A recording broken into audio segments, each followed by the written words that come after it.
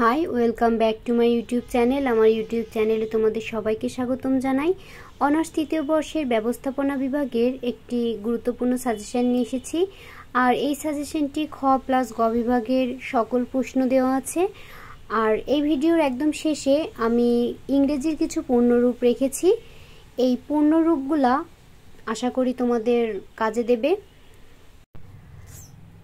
তো বাজারজাতকরণ ব্যবস্থাপনা খ প্লাস গ বিভাগের গুরুত্বপূর্ণ সাজেশন।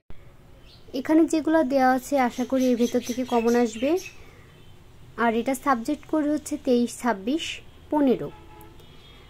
1 নম্বরে আছে বাজারজাতকরণ ও বাজারজাতকরণ ব্যবস্থাপনার মধ্যে পার্থক্য দেখাও। 2 আছে আধুনিক 4টে পি বর্ণনা করো। তারপরে আছে ক্রেতা ভ্যালু ধারণাটি ব্যাখ্যা করো। প্রয়োজন, অভাব ও চাহিদার মধ্যে পার্থক্য দেখাও। কোম্পানি কিভাবে বাজারজাতকরণ হাতিয়ার হিসাবে ওয়ারেন্টি ও গ্যারান্টি ব্যবহার করে। বাজারজাতকরণের সংজ্ঞা দাও। এই বাজারজাতকরণের সংজ্ঞা এটা তোমাদের বিভিন্ন লেখকের মতামত এখানে তুলে ধরতে হবে। এটা 5 মার্কে থাকবে। আর খ নম্বরে আছে বাজারজাতকরণ ব্যবস্থাপনার কার্যাবলী বর্ণনা করো।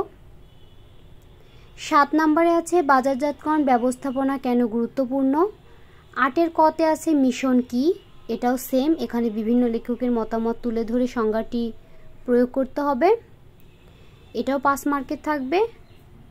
খতে আছে মিশন ও উদ্দেশ্যের মধ্যে পার্থক্য লেখো, টোটাল 10 মার্ক। বাজারজাতকরণ পরিকল্পনার স্তরগুলো বর্ণনা করো। পরিবর্তনশীল বাজারজাতকরণ দৃশ্যপটের প্রধান উপাদানগুলো কি। মোড়কীকরণের বিবেচ্য বিষয়গুলো আলোচনা করো। কৌশলগত ব্যবসায়ের একক বলতে কি বোঝায়। একটি কোম্পানি কিভাবে কৌশলগত পরিকল্পনার গ্যাপ পূরণ করে। কৌশলগত ব্যবসায়ের একক মূল্যায়নের জন্য বিসিজি অ্যাপ্রোচ কি। 14 নম্বরে আছে কিভাবে সেবার মান উন্নয়ন করা যায়। 15তে আছে 15 কতে আছে ভ্যালু সৃষ্টি ও সরবরাহের পর্যায়গুলো বর্ণনা করো। তারপরে আছে ভ্যালু শিকলের সংক্ষিপ্ত বর্ণনা দাও। 16তে আছে ভোক্তার একটি আচরণ মডেল আলোচনা করো। দেন আছে ভোক্তা আচরণে মাসলোর চাহিদা সোপান তত্ত্বটি আলোচনা করো। 18 কতে আছে ভোক্তা বাজারের সংজ্ঞা দাও। এটাও সেম প্রসেস ইউজ করে লিখতে হবে, অর্থাৎ বিভিন্ন লেখকের সংজ্ঞা এখানে তুলে ধরতে হবে। এটা 5 মার্কের থাকবে। ভোক্তার আচরণের বৈশিষ্ট্যসমূহ কি, টোটাল 10। বাজার বিভক্তিকরণ কেন প্রয়োজন। বাজার বিভক্তিকরণের আবশ্যকীয় শর্তসমূহ ব্যাখ্যা করো। 21 তারপরে আছে 21 কতে বাজার বিভক্তিকরণ বলতে কি বোঝো। বাজার বিভক্তিকরণের ভিত্তিসমূহ বর্ণনা করো। 22 আছে ব্র্যান্ড খপাটে থাকবে, এটা ব্র্যান্ডিং এর সুবিধাগুলো কি, এটা খপাটে, এটা খপাটে। ব্র্যান্ড পৃথকীকরণের উপায়গুলো বর্ণনা করো। লেবেলিং এর উদ্দেশ্যসমূহ বর্ণনা করো। 26 কতে আছে পণ্য ডিজাইন বলতে কি বুঝো।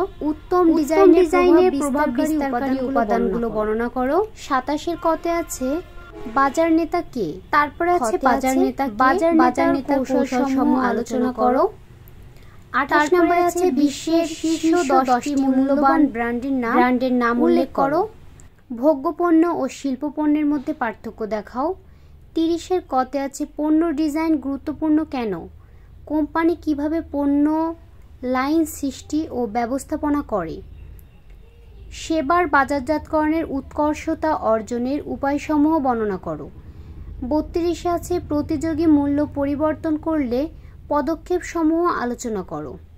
নতুন পণ্যের মূল্য নির্ধারণ কৌশলসমূহ বর্ণনা করো। পরিবর্তনশীল পরিস্থিতি ও সুযোগ মোকাবিলার জন্য মূল্য সমন্বয়ের উপায়সমূহ বর্ণনা করো। মূল্য নির্ধারণে প্রভাব বিস্তারকারী বাহ্যিক ও অভ্যন্তরীণ উপাদানসমূহ আলোচনা করো। সেবার বাজারজাতকরণের উৎকর্ষতা অর্জনের উপায়সমূহ বর্ণনা করো। এই হচ্ছে 36টা কোয়েশ্চেন। এর নিচে ইংরেজিগুলো লিখে রেখেছি। আর এখানে কমোডিটি বানানটা ভুল আছে, অর্থাৎ OREর জায়গায় DITY হবে, এটা আমার টাইপিং মিস্টেক। তারপরে আছে 4P প্রোডাক্ট পণ্য, প্রাইস মূল্য, প্লেস স্থান, প্রমোশন প্রসার। তারপর আছে FOB, এখানে ফ্রি অন বোর্ড, অর্থাৎ টির জায়গায় আর হবে। এটা আমার ভিডিও ক্রিয়েট করার পরে চোখে পড়ছে, তো এইটুকুর জন্য আমি ভিডিও এডিট করতে পারিনি, তার জন্য সরি। নেক্সট টাইম আমি এগুলা খেয়াল করে করব। এখানে যেগুলো দেওয়া আছে আশা করি এর ভেতর থেকে তোমাদের পূর্ণরূপগুলো কমন পাবে, কারণ এর বাইরে আর কোনো পূর্ণরূপ বইতে নেই। এখানে পির জায়গায় টি হবে, আবারও সরি বলছি। Strength, weakness, opportunity, threat. তারপরে আছে SPG, স্ট্র্যাটেজিক প্ল্যানিং গ্যাপ। তারপরে আছে SBU, স্ট্র্যাটেজিক বিজনেস ইউনিট। তারপরে আছে BCG, Boston consulting group. BEP, break even point. এ হচ্ছে ইংরেজি, এগুলো একদম লাস্টে রাখার কারণ তোমরা স্ক্রিনশট মেরেও রাখতে পারো। আর আবারও আমার ভুলের জন্য আমি সরি বলছি। তো ভিডিওটি যদি ইম্পর্টেন্ট মনে হয়ে থাকে তাহলে লাইক, কমেন্ট এবং শেয়ার দিও।